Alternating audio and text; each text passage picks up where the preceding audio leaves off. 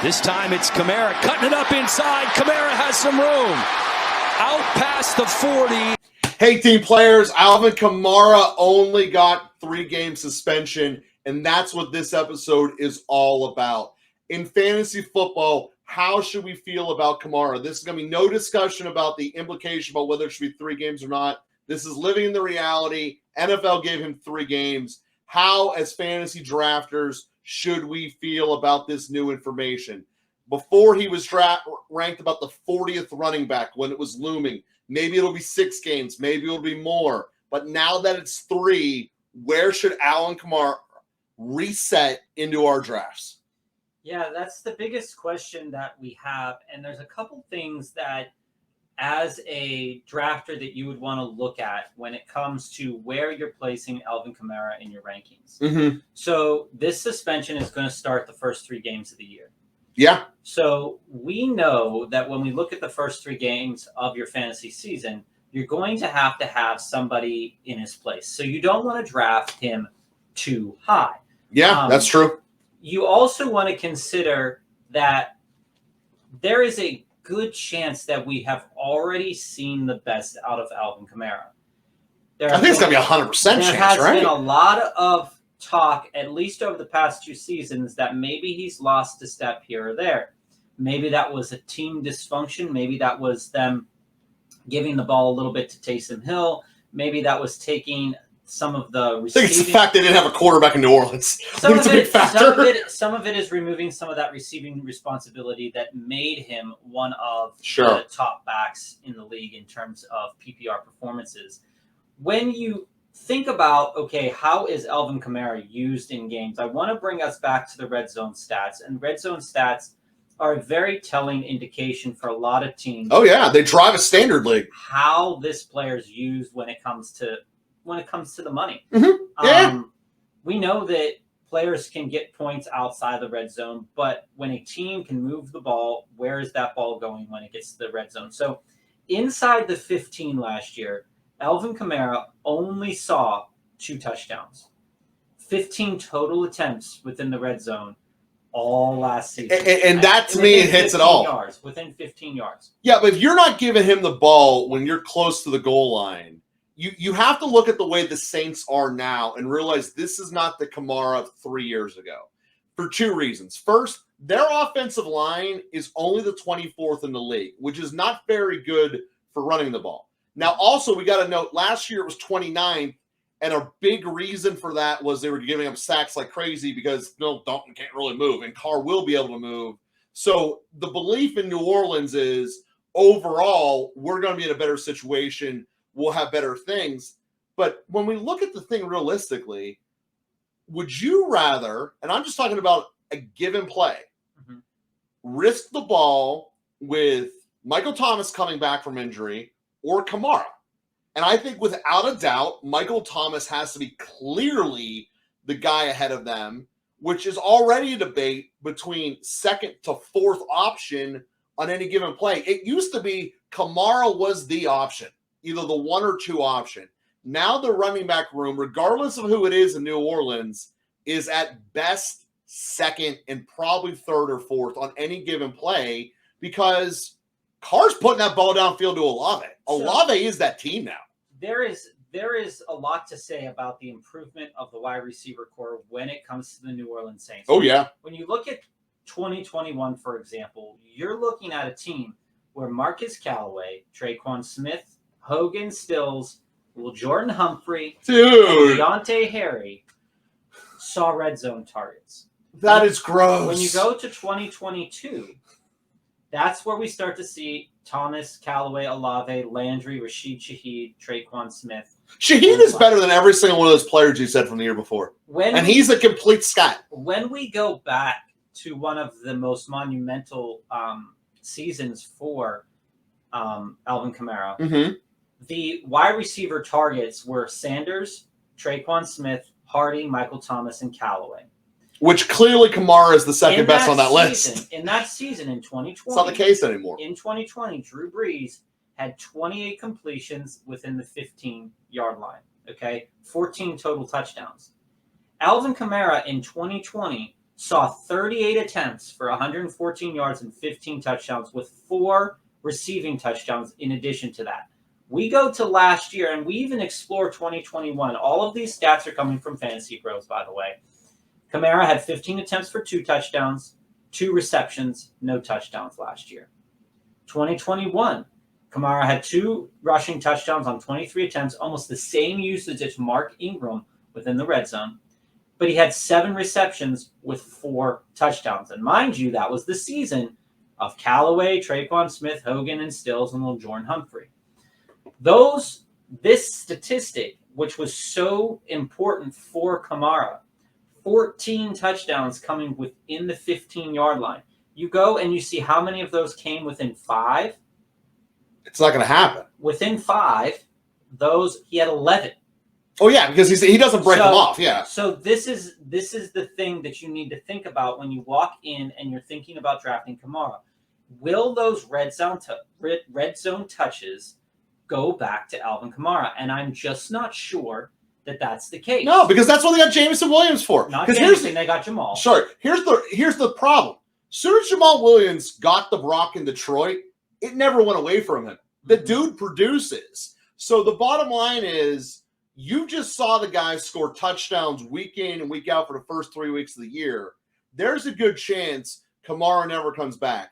And yeah, there's a ton of excitement.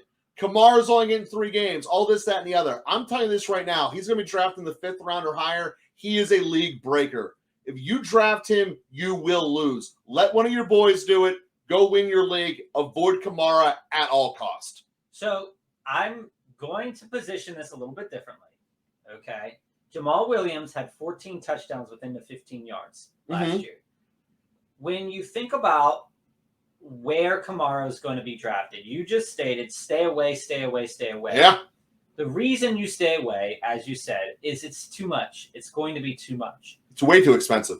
We could do this at 7. At 7, we'd be fine. In round 7, taking Kamara, no problem. But here's what's going to happen. Once that name pops back up into people's feeds and said, oh, that's only 3 games, he's going to have to get back into shape. 3 games isn't that bad. I take that back. 7's not good either. Because I'd rather get a quarterback that I know is going to produce. I don't think Kamara is going to produce. I think at the end of the year, he's going to be below the 50th running back. I don't think when it's all push to shove that he's going to be able to make things happen because he's not the target. And also, the Saints kind of told you they think so too.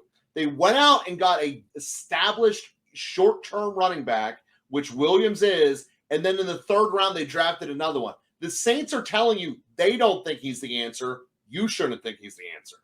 And that's where I was getting to. Sorry. Is that when you look and you see what the reason to not draft him high is the fact that not only did his usage drop within the last 2 years, that usage was very important to Kamara. Getting that passing game was very important. His stats fell from a peak of 377 all the way to last year, where he only missed 2 games, to 211. At that time, you're drafting Kamara at his peak, at 2nd round, 1st round grades. He's going to be popping back up because people are like, well, they're going to remember the name. I remember the name. He's not that far removed from 377. The team should be better this year. But just because the team is better this year overall doesn't mean that his stats are going to jump. It's a very realistic expectation that if you're taking Kamara and you've taken him in the 4th round, you've got some decisions. You're either thinking about Miles Sanders, you might be thinking about a wide receiver, you might be thinking about, hey, this is the time for me to take Joe Burrow. All of these decisions are going, and you're thinking about it, and you're saying, okay, from a team construction standpoint, if I take Kamara at that 4th round, which I think he's going to jump up to, potentially 5th, 4th round range. You are now handcuffing yourself into also taking an additional player that you might not have taken in order to adjust for his 3-game suspension. Because if you're taking a guy you know is going to be suspended in the 4th round, there are other players not suspended in that round that you could potentially get. I'm not, Yeah. and I'm projecting essentially for Kamara to have a very similar season as the last 2 seasons instead of as the last, instead of the previous seasons before. Even so, he might not even get there because there is more competition now Exactly. than there was back then. Because let's look at that competition. Well, I just breaking into this core fact. Kamara is a lot like Eckler. He's a touchdown machine for his things to work. He's not a ball runner. And when you're leading games, which remember, the Saints have such an easy schedule that it's almost off the recorded charts. They are going to be using running backs to run the ball out, which is what Williams is. Williams is not a 1B on this team. He is 1. No A and B. Williams is going to take this team over. And this kind of conversation ends up to be, would you rather have Williams or Kamara? Well, the guy who's going to win this draft is going to be the guy who says, ooh, give me Williams late, because he's actually going to be the number 1, even though perception doesn't see it. And it's how you're going to dominate. And this is a stat that people might put at you, is in 2018, when they had Mark Ingram, when Mark Ingram was still doing his thing, Kamara had 44 attempts and 20 attempts, and Ingram had 20 attempts with inside the 15. And that equated roughly to a 12 touchdown difference, maybe. Okay. So you're looking at Kamara actually competing with people. All right. He has an actual competition. But we're also, if you go back that far, you're looking at Drew Brees. Yeah, I think it's too far to count. Derek Carr is not Drew Brees. No. But you might be for that, Brees. You're also looking at a team whose primary receiving target was Michael Thomas, and their primary receiving tight end was Ben Watson.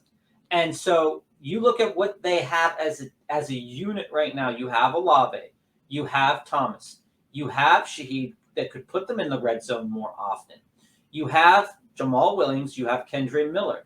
There's a lot of players on this team to feed. So if you're drafting him in the 4th round, 5th round, and you're taking him maybe above a guy like Akers, you are doing so at your own detriment, we feel, because those carries that he was getting in the past, he was talented. He still might be very, very talented. But at that price, you are now handcuffing yourself in to take another running back almost soon after that.